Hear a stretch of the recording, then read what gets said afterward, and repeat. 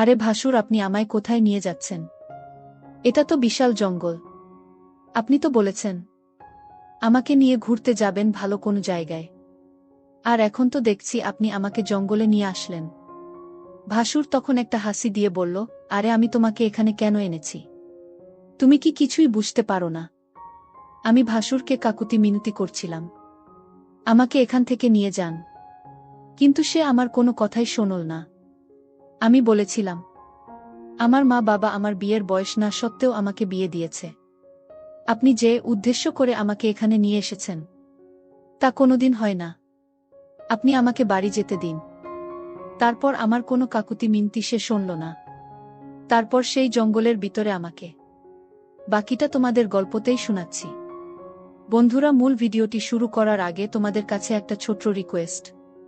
তোমরা যারা এখনো আমার চ্যানেলটিকে সাবস্ক্রাইব করোনি তারা আমার চ্যানেলটিকে সাবস্ক্রাইব করে পাশে থাকবা। তাহলে আসল ঘটনাটি শুরু করি। আমার নাম তৃষা। আমার দুই মামাতো ভাই ছিল। আমার বড় মামাতো ভাইয়ের নাম সোহাগ এবং ছোট মামাতো ভাইয়ের নাম কাউসার। আমার বিয়ে ছোট মামাতো ভাই কাউসারের সঙ্গে হয়েছিল। আমি আমার স্বামীর চাইতে বয়সে 2 বছরের ছোট ছিলাম। আসলে আমার মা ও মামা ছোটবেলাতে আমার সঙ্গে আমার মামাতো ভাই কাউসারের বিয়ে পাকা করে রেখেছিল। তারপর আমার কলেজের পড়াশোনা শেষ হওয়ার পরে আমার মামাতো ভাইয়ের সঙ্গে আমার বিয়ে হয়েছিল, এবং বিয়ের পরে আমি যখন শ্বশুরবাড়িতে আসি তখন তো আমি খুব খুশি ছিলাম, কারণ এমনিতেই আমি আমার নিজের আত্মীয় ঘর এই সংসার করতে এসেছিলাম। তাই আমার মনে কোনো রকম দুশ্চিন্তাই ছিল না। আমি তো ভীষণ খুশি ছিলাম।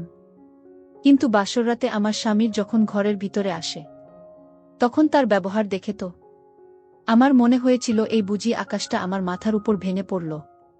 কারণ যে ছেলেটির সঙ্গে ছোটবেলা থেকেই আমার বিয়ে পাকা হয়েছিল সেই ছেলেটা বাসর রাতে আমাকে নিজের থেকে দূরে সরিয়ে দিয়েছিল।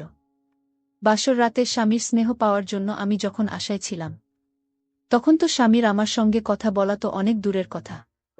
সে তো বিছানা থেকে একটা বালিশ নিয়ে নিচে একটা চাদর পেতে চুপচাপ শুয়ে পড়েছিল। তারপর আমি যখন আমার স্বামীরকে জিজ্ঞেস করলাম যে সে আমার সঙ্গে এরকম দুর্ব্যবহার কেন করছে, আমি কি কোনো অন্যায় কাজ করেছি? আজ আমাদের তো একটা স্মৃতির রাত, আর এই রাতের জন্য আমি কত বছর ধরে অপেক্ষা করেছি। তখন স্বামী অনেক এগিয়ে আমার দিকে আঙুল দেখিয়ে বলল, তোমার জন্যই তো আমার পুরো জীবনটা নষ্ট হয়ে গেছে। আমি তোমাকে নিয়ে কোনোরকম কোনো স্বপ্ন দেখিনি, তাই আমাকে একদম বিরক্ত করবে না, আর না আমার কাছে আসার একদম চেষ্টা করবে। তাই চুপচাপ নিজের জায়গাতেই শুয়ে পড়ো এবং আমার মাথা খারাপ করো না। তোমার সঙ্গে বিয়ে করে আমার পুরো জীবনটাই নষ্ট হয়ে গেল। প্রথম রাতে স্বামীর মুখ থেকেই কটু কথাগুলো শুনে আমি যেন গান শূন্য হয়ে গেছিলাম। বাসর রাতে স্বামীর ভালোবাসা পাওয়া তো অনেক দূরের কথা, স্বামীর অপমান পেয়ে আমি এত বেশি কষ্ট পেয়েছিলাম যে আমার মনটাই ভেঙে চুরমার হয়ে গিয়েছিল।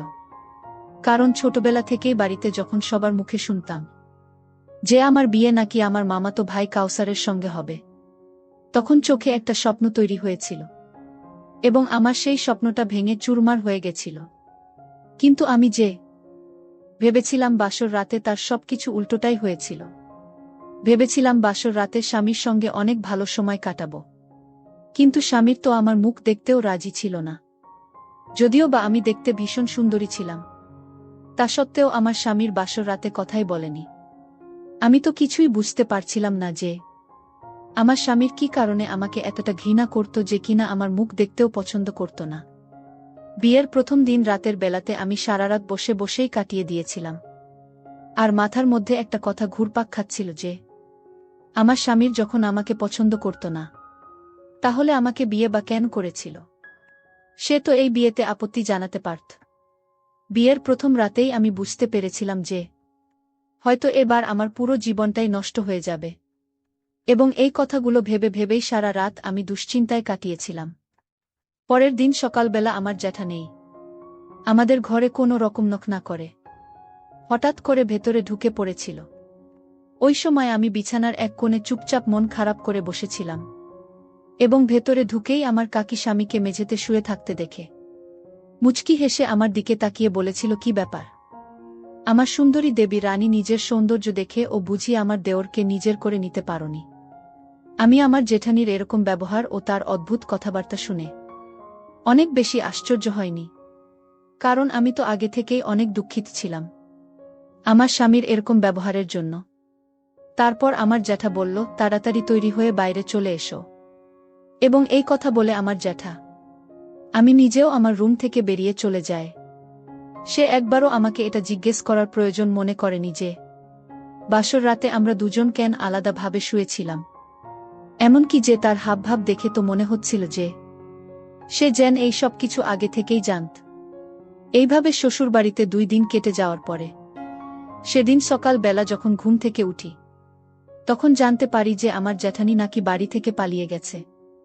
এমনকি আমার স্বামীরকেও খুঁজে পাওয়া যাচ্ছিল না। এবং সেদিন আমাদের আর কিছুই বুঝতে বাকি ছিল না যে আমার স্বামী ও তার ভাবের মধ্যে সম্পর্ক ছিল এবং তারা দুজনে বাড়ি ছেড়ে পালিয়েছিল।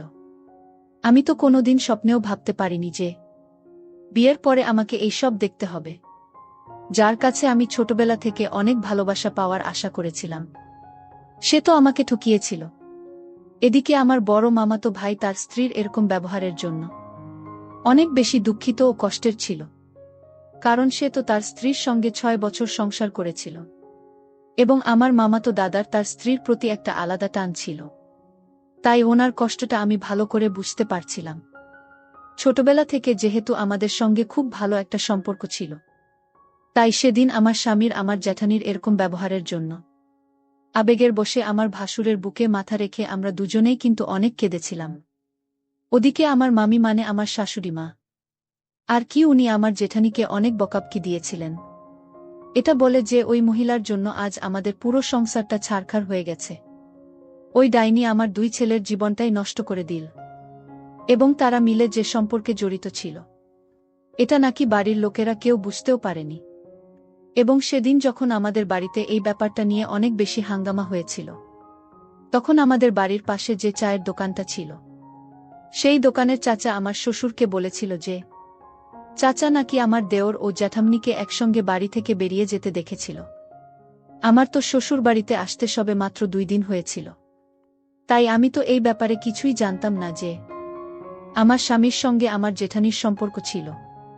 তার পর ধীরে ধীরে সব কিছু খোলসা হওয়ার পরে আমি আমার স্বামীর আলমারি খুলে যখন তল্লাশি শুরু করেছিলাম, তখন আমার দম বন্ধ হয়ে আসছিল, কারণ আমার স্বামীর আলমারির লকারের ভিতরে অনেকগুলো ছবি ছিল এবং সেই ছবিতে আমার জেঠানি ও আমার দেওরে একসঙ্গে ছিল।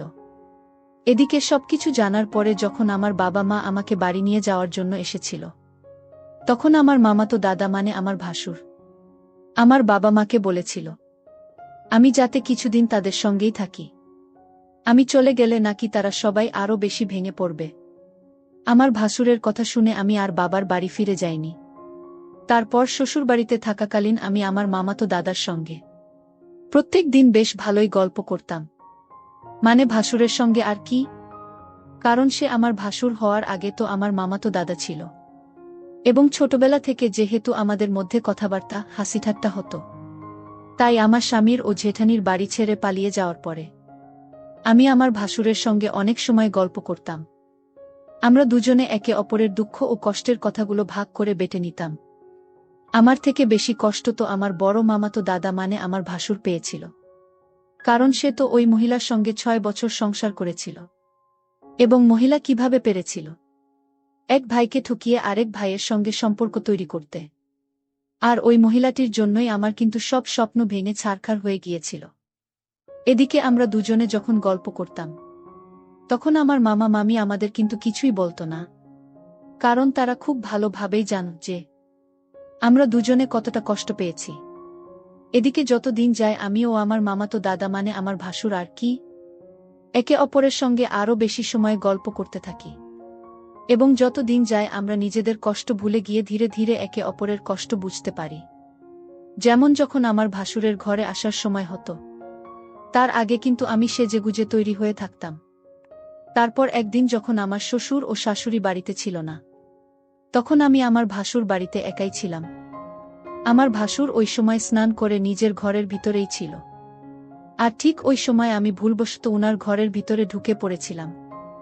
তারপর উনাকে দেখে আমার নজর কেড়েছিল এবং আমি অনেকক্ষণ উনার দিকেই তাকিয়ে নিজের স্বপ্নের জগতে চলে গিয়েছিলাম। কারণ বিয়ে হওয়া সত্ত্বেও তো আমার যে রাতটা হওয়ার কথা ছিল সেই রাত হয়নি। তাই আমার ওই ধরনের ইচ্ছেও স্বপ্ন দেখা কিন্তু স্বাভাবিক ব্যাপার ছিল। তারপর আমার ভাসুরের আমার দিকে চোখ পড়তেই সে ওই অবস্থাতেই আমার নাম ধরে আমাকে ঘরের ভেতরে ডাকল। আমার ভাসুরকে ওই অবস্থায় দেখে আমার তো অনেক ভালো লাগছিল, কারণ আমিও একটা মানুষ ছিলাম এবং আমারও একটা নিজের স্বপ্ন বলে কিছু ছিল।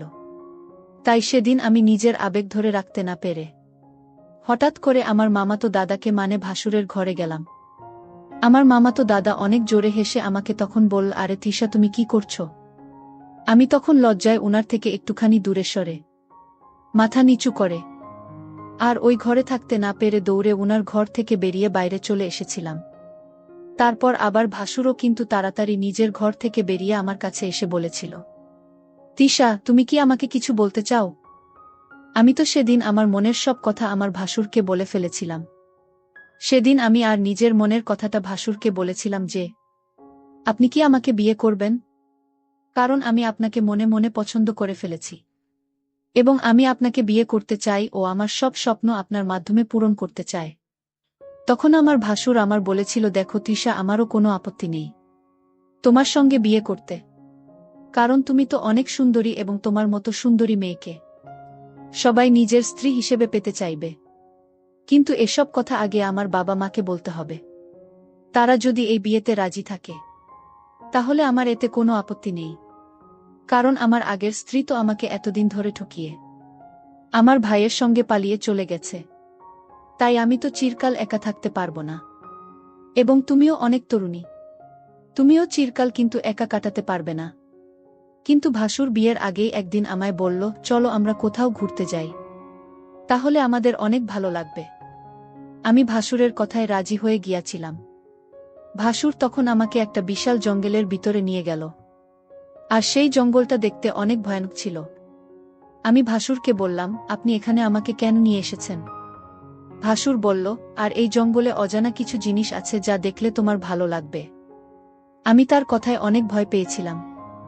আমি ভাসুরকে বললাম, চলো এখান থেকে আমরা অন্য কোথাও চলে যাই। ভাসুর বলল, আরে আমি কি তোমাকে এখানে নিয়ে এসেছি চলে যাওয়ার জন্য? আজ তোমার সকল স্বপ্ন পূরণ হবে।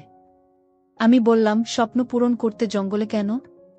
সে তখন বলল, তুমি কি করে ভাবলে আমি তোমাকে বিয়ে করব?